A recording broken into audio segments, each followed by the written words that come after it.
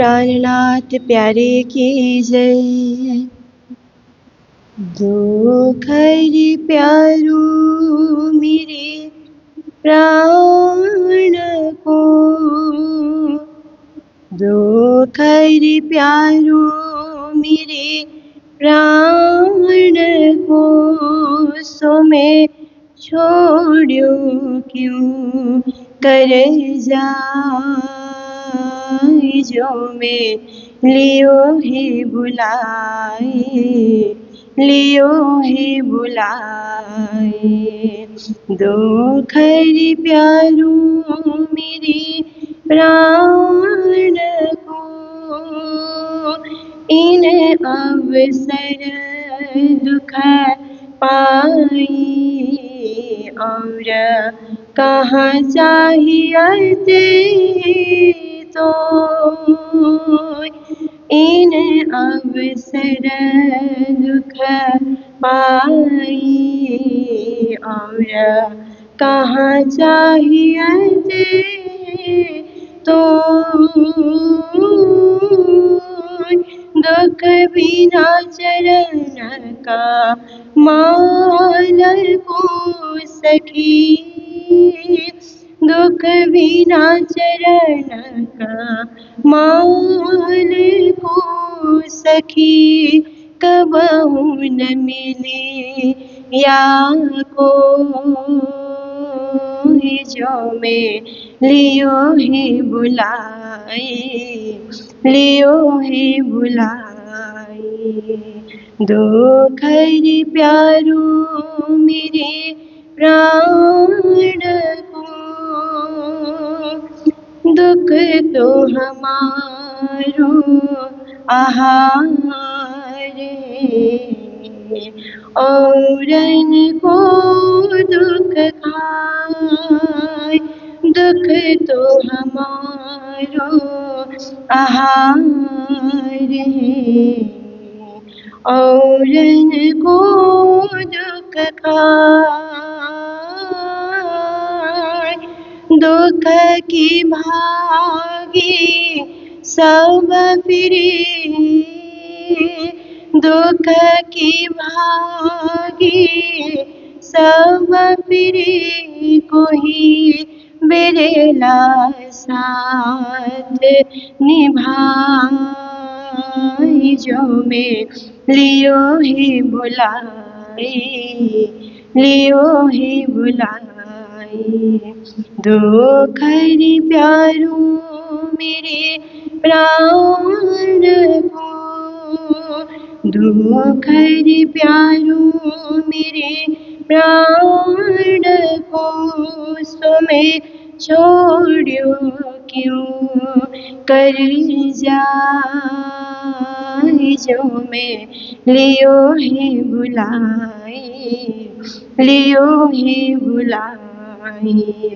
दुख हरि प्यारो मेरे प्राण को, दुख हरि प्यारो मेरे प्राण को। बोले श्री प्राणनाथ की। अंदर थके तमे ए निद खोई, जे तमने सत स्वामी विधि, कठन बचन तो कहूँ छु तमने, जो तमे दुष्टाई कीधी, जो तमे दुष्टाई कीधी। बोलो कृष्ण कन्हैया लाल की, श्री निजानंद स्वामी की, श्री प्राणनाथ प्यारे की, महारानी बाईजुराज की, महाराजा छत्रसाल की, गुरुजी मंगलदास महाराज की, श्री कृष्ण प्रणामी धर्म की, तीनों पुरी धाम की, सर्व सुंदर साथ की, नहीं तो करूं कटका जे विद्या बदे बापू प्रणाम। उपस्थित धर्म प्राण शिरोमणि सुंदर साथ जी, माताएं, बहनें, भाइयों, सुंदर अवसर, सुखद अवसर, ज्ञानवर्धक अवसर, जीवन में कुछ करने की चाह। क्योंकि चाह हो तो हम सब कुछ कर लेते हैं, चाह न हो, चाह मिट जाए तो हम घर बैठे रहेंगे, बिस्तर में आराम करते रहेंगे, किसी से बातें भी नहीं करेंगे, एकदम हमारा जीवन सुनसान जैसा अर्थहीन बन करके जाएगा। पर चाह है तो हम मंदिर भी जाएंगे, कथा में भी जाएंगे, कीर्तन में भी जाएंगे, सेवा में भी लगे रहेंगे, यात्रा भी करेंगे, तीर्थ यात्रा भी करेंगे, कमाई धंधा भी करेंगे, यार इष्ट मित्रों से भी मिलेंगे। चाह होने से परिधि बढ़ जाती है, सर्कल बढ़ जाता है। चाह होने से, चाह कम होने से सर्कल बहुत छोटा हो जाता है, हम सीमित हो जाते हैं, घर में सीमित, चार दीवारी में सीमित, एक कमरे में सीमित, ऐसी हमारी दशा हो जाती है। इसलिए हमेशा अपनी चाह को हमेशा बनाए रखना, जगाए रखना, बचाए रखना बहुत जरूरी है। क्योंकि फिर ज्यादा चाह भी, परमात्मा प्राप्ति की चाह तो अच्छी बात है, पर केवल संसार की चाह ज्यादा हो गई।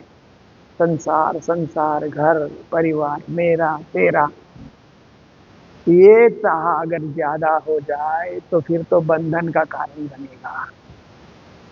परमात्मा की चाह हो, सुबह उठ करके हम राज्य का नाम ले सकेंगे, उठते उठते बोलने की चौपाई है ना, नित्य दिन अग्रह्य प्रेम सो श्री युगल स्वरूप के चरण, निर्मल हो ना याई सो और धाम वर्णन, इन विद नरक से छूटी है और उपाय कोई नाई, भजन बिना सब नर कहे पत पत मरिए माए। अगर उठते उठते ये चौपाई उच्चारण हो जाए, या निज नाम महामंत्र का ही उच्चारण हो जाए उठते उठते, तो चाह मिट जाती है। क्योंकि राज्य की चाह थी, राज्य का नाम उच्चारण हमने किया तो शांति मिली। क्योंकि एक शब्द से भी मन में शांति आ जाती है, और एक ही शब्द से मन में अशांति होती है। जैसे आप देखिए, किसी ने एक शब्द में आपको गाली दी, दिन भर अशांति होती है, ऐसा क्यों कहा, मेरे से क्या ऐसी भूल हो गई, उसने मुझे डांटा क्यों, एक शब्द से। और एक शब्द से प्रेम बढ़ जाता है, स्नेह बढ़ जाता है, भावना उत्पन्न होती है, हम उसके परम मित्र बन जाते हैं। और वो एक शब्द हमारी प्रणामी परंपरा में प्रणाम है। प्रणाम का हमने उच्चारण किया तो प्रेम बढ़ जाता है, आत्मीयता बढ़ जाती है, भावना बढ़ती है, भक्ति बढ़ती है। ऐसे लगता है कि हमारे निज घर के, निज धाम के, निज मूल पति के साथी हैं। तो एक ही शब्द से नफरत बढ़ना, एक ही शब्द से प्रेम बढ़ना, देखिए, इसीलिए प्रेम बढ़ाने की चाह हो, नफरत बढ़ाने की है इसकी इच्छा नहीं होनी चाहिए। तो दुनिया के अंतर्गत आप देखिए, धीरे धीरे जब बुढ़ापे की ओर हम लोग खिसकते हैं ना, अपने आप खिसकते हैं, खुद को खिसकाना नहीं पड़ता है, समय हमको खिसका देता है। आज कल परसों करते हुए समय ने हमको जन्म दिया, समय ने हमको पाला पोसा, और एक दिन समय हमको बुढ़ापे की ओर खिसका देगा, और एक दिन समय जो है हमारी आत्मा को छीन लेता है। फिर शरीर शरीर रह जाता है, शरीर किसी काम का नहीं होता है।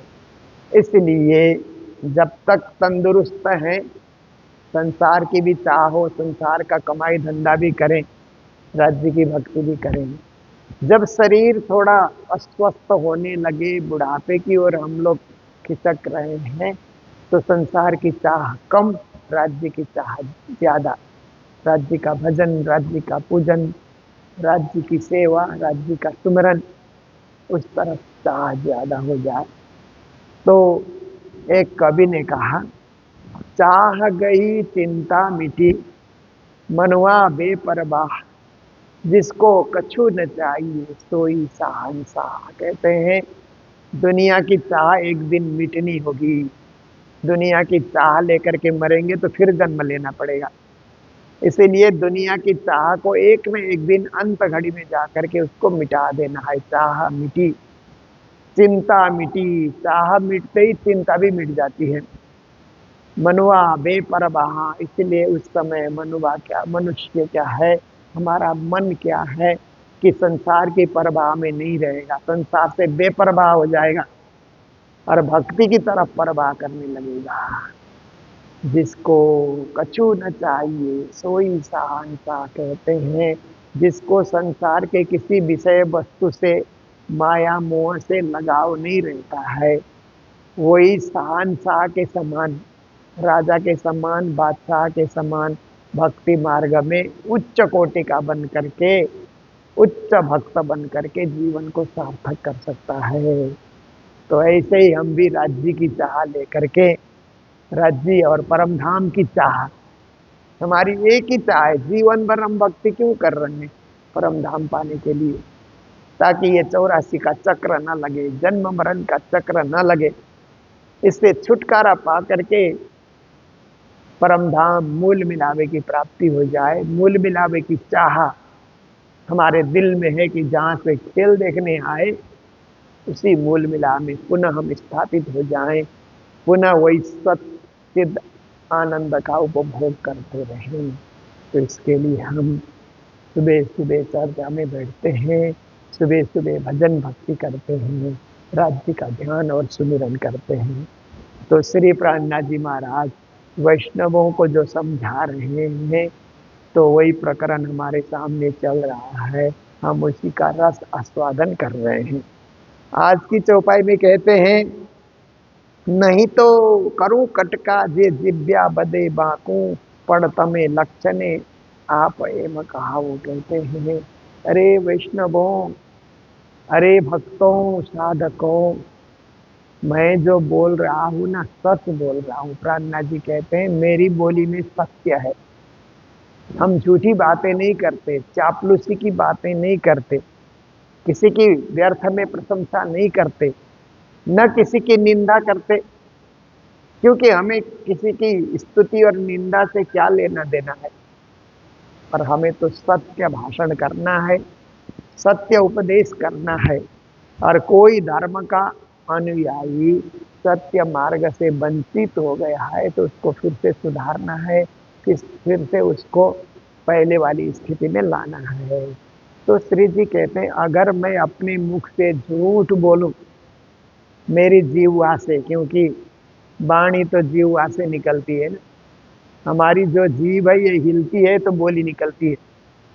जीभ हिलना बंद हो जाए तो बोली नहीं निकलेगी। बोली तो है, कंठ में है बोली, तो कंठ से बोली निकलती है, पर उसको शुद्ध उच्चारण करने के लिए जीभ की भी जरूरत होती है। तो श्री प्राणनाथ जी कहते हैं अगर हम झूठ कुछ बोल रहे हैं तो मेरी जीभ को टुकड़ा टुकड़ा कर दिया जाए। इसका मतलब है कि हम झूठ बोल ही नहीं रहे हैं।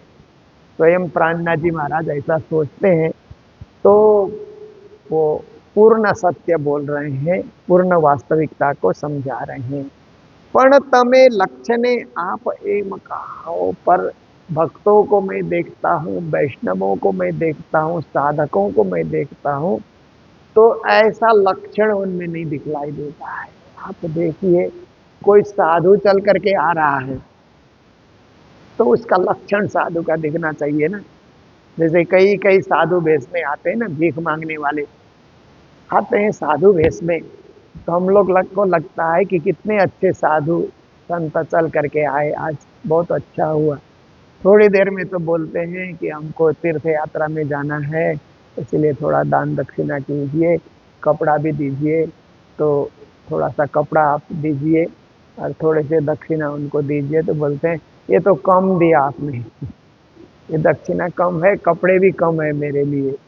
तो हमको लगता है कि अगर ये सही अर्थ में साधु होता तो लोभ नहीं करता, जो दिया सो दिया, जो मिला सो मिला।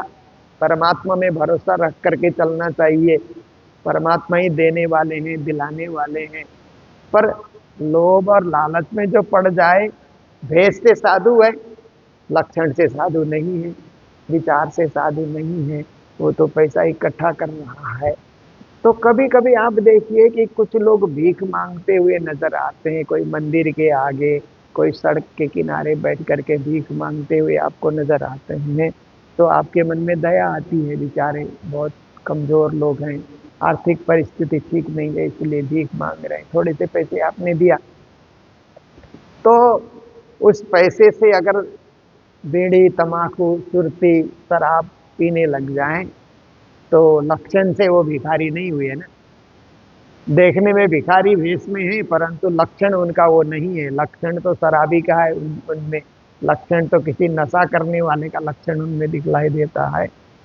पुरोहित पंडितों को आप देखिए, सफेद धोती में, सफेद वस्त्र में आते हैं, टोपी पगड़ी धारण करके आते हैं, तो हम लोगों को एक श्रद्धा जगती है। साधारण भक्तों के मन में भी श्रद्धा जगती है कि देखो पंडित जी आ रहे हैं, पुरोहित जी आ रहे हैं, पुजारी जी चल करके आ रहे हैं। तो मिलने के बाद जैसे पुजारी का अर्थ क्या है कि कोई भी मंदिर में आए तो उसको टीका लगा दे और प्रसाद दे, ये पुजारी का लक्षण होता है ना। इसी को पुजारी कहा जाता है कि कोई भी श्रद्धालु आए मंदिर में दर्शन करने के लिए, तो सब यही सोच करके आएंगे कि मंदिर में जा करके प्रणाम करेंगे, आरती पूजा करेंगे, उसके बाद पुजारी जी हमें चंदन लगाएंगे और हमें प्रसाद देंगे।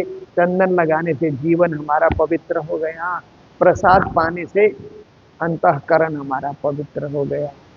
पर ऐसा पुजारी नहीं कर रहा है, पुजारी और कामों में व्यस्त है या किसी से बातें करने में व्यस्त है, तो लक्षण से वो पुजारी नहीं हुआ। फिर ऐसे ही ब्राह्मण लोग आते हैं, और ब्राह्मण लोग आए तो लगता है कि हमारे घर ब्राह्मण आए, पंडित जी आए, तो पंडित जी आते ही दो चार श्लोक सुनाएं, घर की पवित्रता की कामना करें। सर्वे भवन्तु सुखिनः, सर्वे सन्तु निरामया, सर्वे भद्राणि पश्यन्तु माँ कश्चित् दुख भाग भवेत्। तो लगता है कि इन्होंने संस्कृत श्लोकों का उच्चारण करके हमारे घर को ही पवित्र कर दिया। पर वो आकर के अपने गपशप में लग जाए, दुनियादारी की गप्पें करे, तो भेष से वो पंडित लगा, पर लक्षण से नहीं हुआ, स्वभाव से नहीं हुआ, विचार से नहीं हुआ। तो प्राणनाथ जी कहते हैं, अरे वैष्णवों, प्राणनाथ जी सूरत में थे ना, सूरत में बहुत सारे वैष्णव प्राणनाथ जी से मिलने आते थे।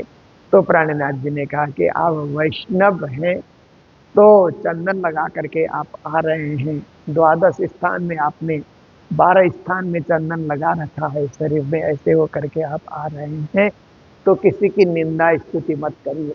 आप भक्त हैं तो भक्ति करिए, पर ये छोटा, ये बड़ा, हम बड़े तुम छोटे, ये छुआछूत, इधर हाथ मत लगाओ, उधर हाथ मत लगाओ, ऐसे करके अप्रस करना, ये सब धर्म का लक्षण नहीं है।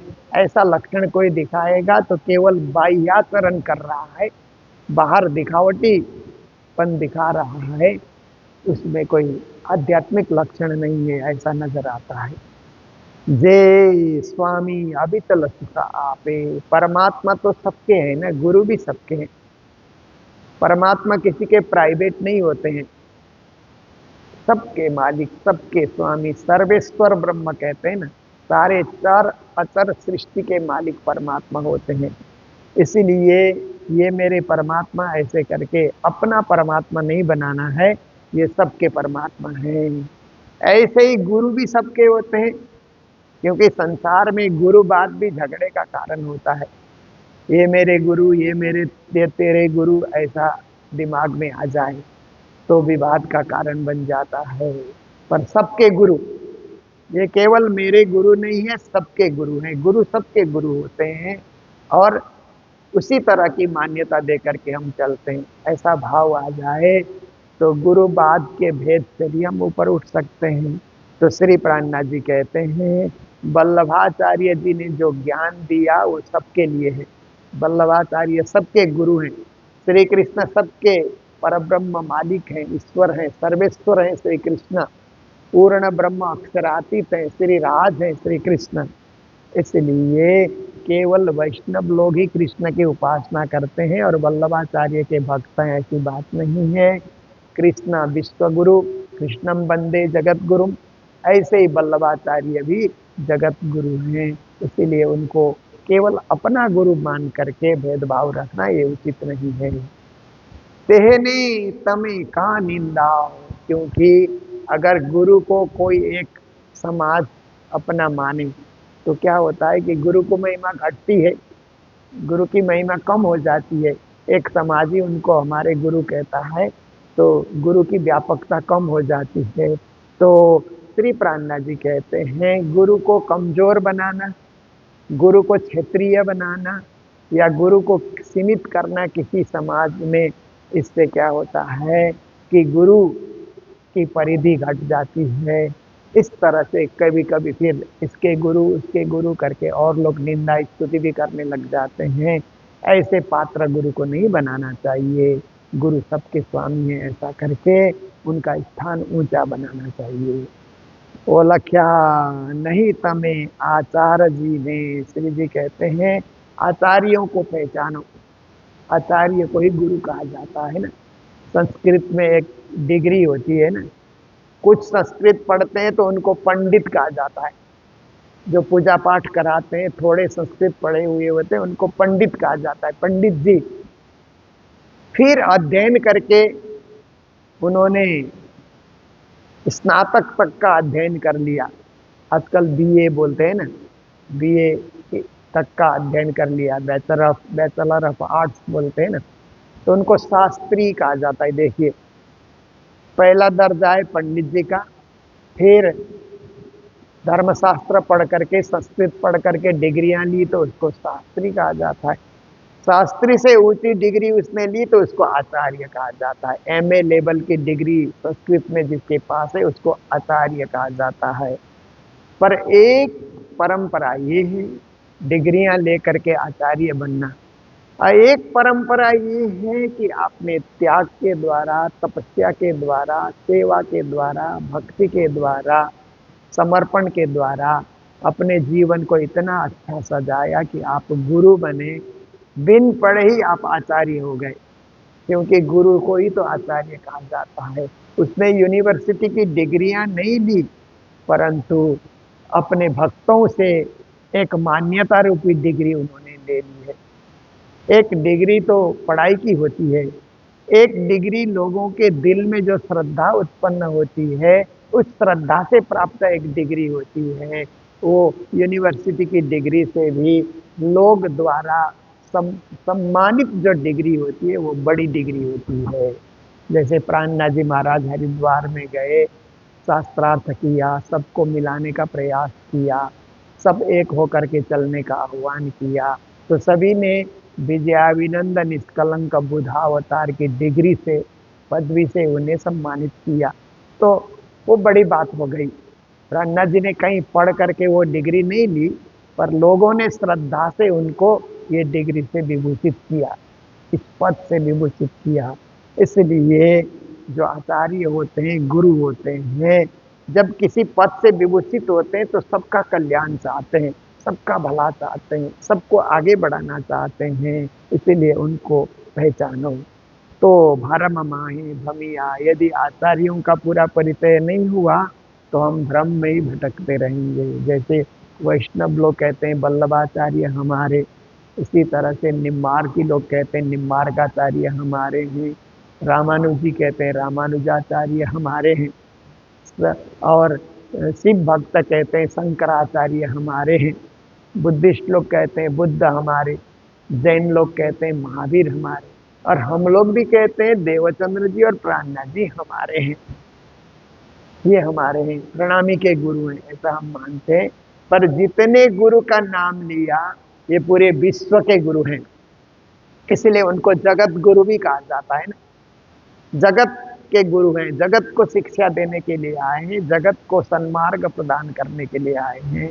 इसलिए उनकी परिधि को सीमित करना ऐसा भक्तों का लक्षण नहीं होना चाहिए।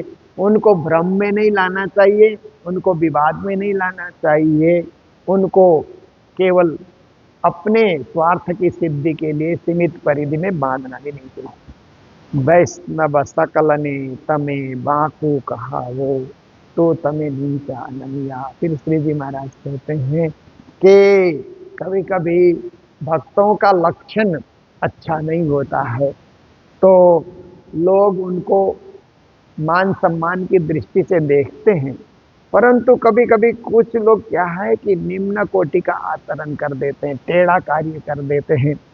तो भक्त होकर के कभी गलत मार्ग में नहीं जाना चाहिए। हमेशा हमेशा चिंतन करना चाहिए कि मैं भक्त हूँ तो हम झूठ क्यों बोलें, चोरी क्यों करें, बदमाशी क्यों करें, छल क्यों करें, कपट क्यों करें, द्वेष क्यों करें, ईर्ष्या क्यों करें, निंदा क्यों करें, स्तुति निंदा स्तुति में क्यों पड़े। ये सब दुर्गुण है।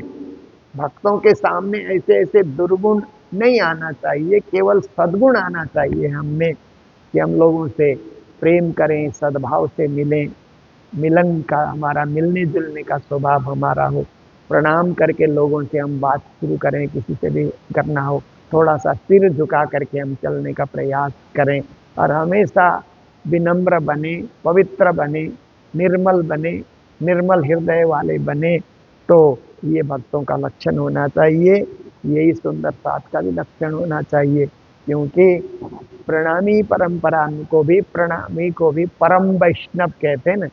एक तो वैष्णव है, पर एक परम वैष्णव शब्द भी है, एक सनातन है, एक शुद्ध सनातन शब्द भी है।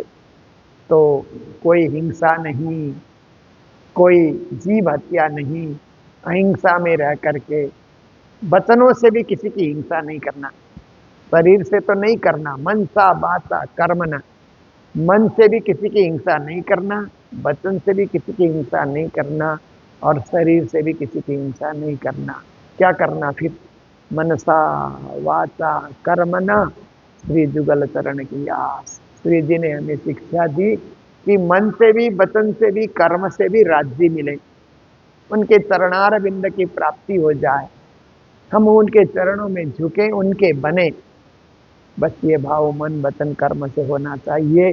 मन वचन कर्म की राह एक ही होनी चाहिए, एक ही मार्ग में तीनों चले, अलग अलग मार्ग में न चले। ऐसी भक्ति को ही सर्वश्रेष्ठ भक्ति, सर्वोत्तम भक्ति, अनन्य परा प्रेम लक्षणा भक्ति, गोपी भाव की भक्ति करके कहा जाता है।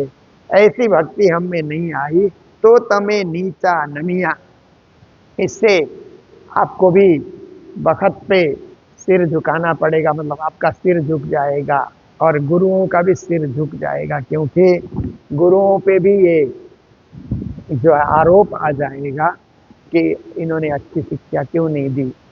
तो गुरु को महान बनाने के लिए चेलों में भी सही सद्गुण आना जरूरी है। जैसे माता पिता को महान बनाना है तो बच्चों में सद्गुण आ जाए, तो आपके माता पिता कितने महान, आपको इतना अच्छा बनाया, तो माता पिता की महिमा बढ़ती है। बच्चे अच्छे आचरण करते हैं, अच्छा स्वभाव रखते हैं। बच्चे बदमाशी करते हैं, चंचलता दिखाते हैं, तो कहते हैं क्या सिखाया तुम्हारे माता पिता ने, तो आरोप माता पिता में भी आ जाता है ना। जैसे आप देखिए कि बच्चे लोग कोई बदमाशी करके पुलिस के हवाले चले जाएं, तो माता पिता को भी बुलाया जाता है ना, आपके बच्चे ने ये किया, जबकि माता पिता ने नहीं सिखाया ऐसा, पर बच्चे के किए दुर्गुण का असर माता पिता में भी आ जाता है। ऐसे ही शिष्य लोग गलती करें तो उसका असर गुरु में आ जाता है, आपने क्या सिखाया अपने चेलों को। इसीलिए गुरु का सिर झुक जाए, माता पिता का सिर झुक जाए, अभिभावकों का सिर झुक जाए, ऐसा कर्म कभी साधकों को, भक्तों को, शिष्यों को, सुंदर साथ को कभी करना नहीं चाहिए। अपना भी सिर ऊंचा हो, गुरु का भी सिर ऊंचा हो, धर्म का भी सिर ऊंचा हो, ऐसा शुभ कर्म हमें करते चलना है। ये शिक्षा आज की इस चौपाई के माध्यम से श्री प्राणनाथ जी महाराज हमें प्रदान कर रहे हैं। और ये प्रकरण तो चल ही रहा है, लंबा प्रकरण है। हम लोग सिर्फ आधा घंटा के लिए सुबह वाणी चर्चा में बैठते हैं और वाणी का एक दो चौपाई का रस आस्वादन करके अपने जीवन को सुंदर सजाने के लिए रोज रोज प्रयत्न करते हैं। तो इन्हीं शब्दों के साथ मंगलधाम में, मैं कुछ दिन मंगलधाम से बाहर था, तो देवबाला जो सुरजी भाई ठक्कर की धर्मपत्नी, दोनों ही 14 साल तक मंगलधाम में रहे। सुरजी भाई भी राज्य के चरणों में पहुंच गए, परमधाम वासी हुए। उनकी धर्मपत्नी भी 1 साल पहले धामवासी हो गई। तो उनके परिवार की ओर से 15 तारीख उनकी तिथि थी। तो उस पुण्य तिथि में जागृति, हसमुख और शुभम, उनकी लड़की, दामाद और पौत्र ने मिल करके यहाँ पर मंगलधाम में सेवाएं भेजी, भंडारे की सेवा की, उनके नाम से आरती पूजा हुई। तो धामवासी आत्मा को हम श्रद्धांजलि देते हैं और परिवार के प्रति मंगल भावना व्यक्त करते हैं। और हमारे बीच में श्री दुर्गा दत्ता अग्रवाल, श्यामा देवी अग्रवाल और उनके पुत्र सुशील, वो भी धाम पधारे। तो सुशील के नाम से यहाँ पर नीलम, उनकी धर्मपत्नी, पुत्र सूर्य और उनकी पत्नी गायत्री सपरिवार यहाँ पर आकर के भंडारे की सेवा उन्होंने दी। मंगलधाम में आकर के भक्ति पूजा करके, आरती पूजा करके वे लोग विदा हुए। तो उन सभी के प्रति भी मंगल भावना व्यक्त करते हैं। और आज के दिन हमारे बीच यूएसए ग्रांड कैनियन से श्री भोगी भाई जी, लीला बहन जी, मोहन भाई, जस्ती बहन और उदय शास्त्री, ये मंगलधाम दर्शन करने के लिए पधारे हुए हैं। उन सभी के प्रति भी मंगल भावना, मंगल कामना व्यक्त करते हुए आज के प्रसंग को ही विराम दे रहे हैं। चौपाई दोहराते हुए बोलो सतगुरु महाराज की, श्री प्राणनाथ प्यारे की, सर्व सुंदर साथ की। ओलख्या नहीं तमे आचार्य जी ने,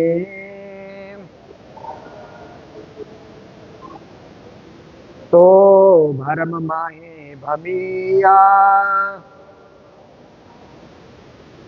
वैष्णव सकल ने तमे बाकू कहावो,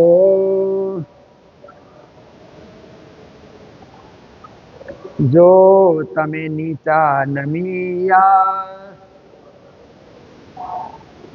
जो तमे नीचा नमिया। बोलो श्री प्राणनाथ प्यारे की, श्री धाम के धनी की। प्रणाम।